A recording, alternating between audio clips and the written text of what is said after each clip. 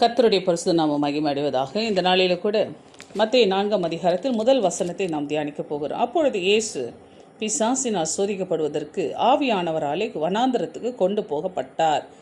அருமையானவர்களே, இந்த வசனத்தில் இயேசு கிறிஸ்து சோதிக்கப்படுவதற்காகவே, அதுவும் பிசாசினால் சோதிக்கப்படுவதற்காகவே பரிசுத்த ஆவியானவரால் வனாந்தரத்துக்கு கொண்டு போகப்பட்டார் என்று நாம் பார்க்கிறோம். ஒவ்வொரு கிறிஸ்துவனுடைய வாழ்க்கையும் இப்படிதான். ஒரு பாவமான வாழ்க்கையில் வாழ்ந்த ஒரு மனுஷன் பரிசுத்தமான ஒரு வாழ்க்கைக்குள்ளே கடந்து வரும் பொழுது அவனை தேவனுடைய இளைப்பாறுதலுக்குள்ளாய் கொண்டு சென்று சேர்ப்பதற்கு முன்பாக ஒரு வனாந்தரத்தை அவன் கடக்க வேண்டியது இருக்கிறது.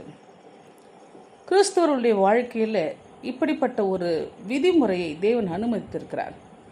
எகிப்து, வனாந்தரம், கானான், அடுத்தது பார்க்கும்பொழுது ஒரு இளைப்பாறுதல், கடைசியாக. அருமையானவர்களை, இந்த ஒரு முறையின்படி தான் கிறிஸ்தவர்கள் அனைவருடைய வாழ்க்கை அமைந்திருக்கிறது.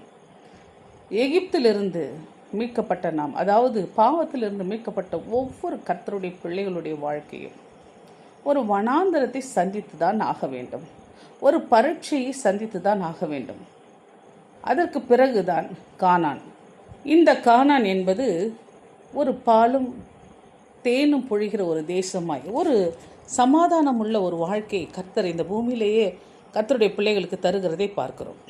ஆம் அருமையானவர்களே, இயேசு கிறிஸ்துடைய வாழ்க்கையின் முறைமையின்படி தான் இந்த பூமியில் இருக்கிற அத்தனை பேருக்கும் நடக்கும். அதாவது ரட்சிக்கப்பட்டவர்களுக்கு, ரட்சிக்கப்படாதவர்களுக்கு அவர்கள் இஷ்டம் போல வாழ்கிறார்கள், அவர்களுடைய கணக்கு வேறு.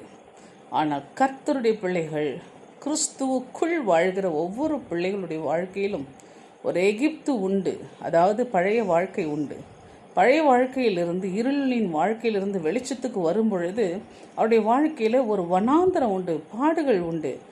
இந்த பாடுகள் தேவனால் அனுமதிக்கப்படுகிறது. பரிசுத்த ஆவியானவராலே நாம் இப்படிப்பட்ட காரியங்களுக்குள்ளாய் நடத்தப்படுகிறோம்.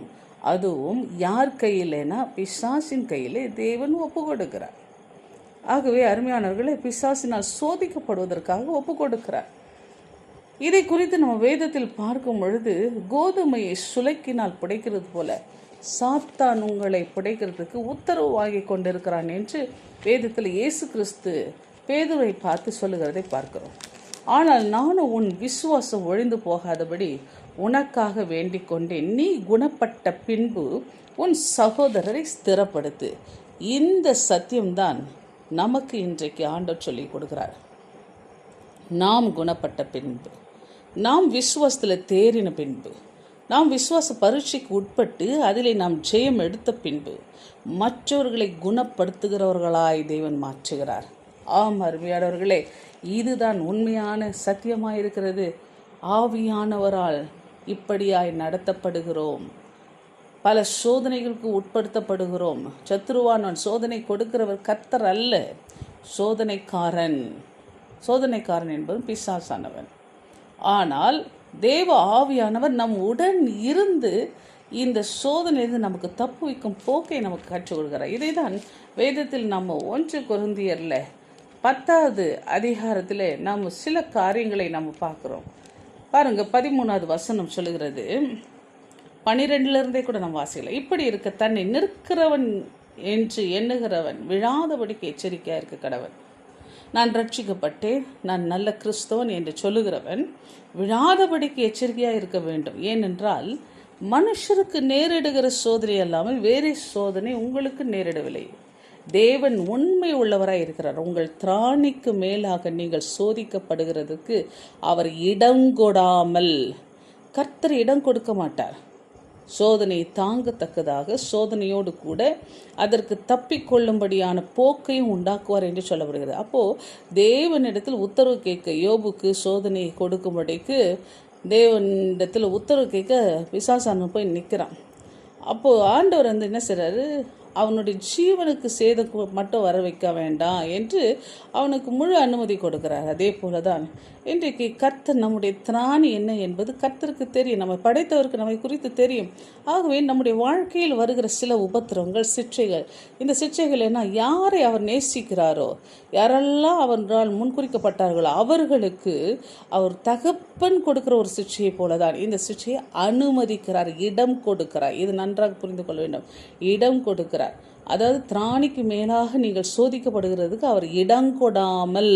அப்படி என்றால் தேவன் நமக்கு திராணிக்கு தக்கதாக தான் இடம் கொடுக்கிறார், சோதனை அனுமதிக்கிறார் என்பதை புரிந்து கொள்ள வேண்டும். அதே போல இந்த சோதனை எதை அடிப்படையாக கொண்டது, இதையும் நாம் தெரிந்து கொள்ள வேண்டும். நீங்கள் விசுவாசம் உள்ளவர்களோ என்று உங்களை நீங்களே சோதித்து அறியுங்கள், உங்களை நீங்களே பரீட்சித்து பாருங்கள். இயேசு கிறிஸ்து உங்களுக்குள் இருக்கிறாரா என்று உங்களை நீங்களே அறியீர்களா? நீங்கள் பரீட்சைக்கு நில்லாதவர்களாய் இருந்தால் அறியீர்கள். அருமையான 2 கொரிந்தியர் 13ஆம் அதிகாரத்தில் 5வது வசனம் சொல்லுகிறது, நீங்கள் பரீட்சைக்கு நில்லாதவர்களாய் இருந்தால் அறியீர்கள். நம்ம நிற்கணும், பரீட்சைக்கு நிற்கணும்.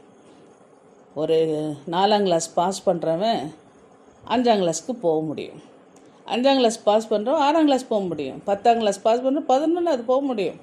இதுதான் உலகத்தினுடைய நியதி. ஆவிக்குரிய காரியங்களில் அப்படிதான். ஒரு நிகழ்வை நாம் ஜெயம் எடுத்து அந்த பரீட்சையில் நாம் வெற்றி பெற்றால்தான் அடுத்த ஒரு வளர்ச்சி, அடுத்த ஒரு ஆவிக்குரிய வளர்ச்சிக்குள்ளாய் நாம் கடந்து செல்ல முடியும். இதையே தேவன் நமக்கு கற்றுக் கொடுக்கிறார்.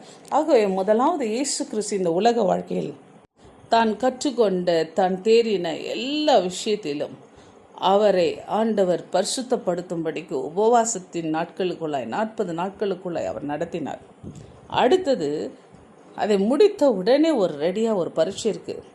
அந்த 40 நாட்கள் கர்த்தரோடு அவர் சஞ்சரித்த அந்த நாட்கள் அவர் தேறின நாட்களாக இருந்தது. இந்த பரீட்சைக்கு தயார் பண்ணுகிற ஒரு நாட்களாக இருந்தது.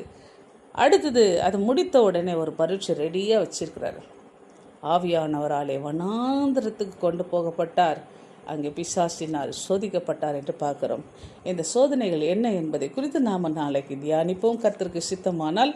அருமையானவர்களே, ஆகவே கர்த்தருக்குள் வாழ்கிறவர்கள், அதாவது கிறிஸ்துவுக்குள் வாழ்கிறவர்கள், ரட்சிக்கப்பட்டவர்களுக்கு இப்படிப்பட்ட ஒரு காரியம் உண்டு என்பதை நாம் சரியாக புரிந்து கொள்வோம். ஆகவே நமக்கு வருகிற பிரச்சனைகள் எதுவாக இருந்தாலும் இயேசு கிறிஸ்து எப்படி ஜெயித்தாரோ அந்த வழியிலே நாமும் ஜெயம் பெற நாம் கற்றுக்கொள்வோம். இந்த ஜெயம் பெறுகிற காரியத்தை குறித்து நாளைக்கு நாம் தியானிப்போம், தேவனுக்கு சித்தமானால். கர்த்தர் தாமே நம்மை ஆசீர்வதிப்பாராக. ஆமேன், ஆமேன்.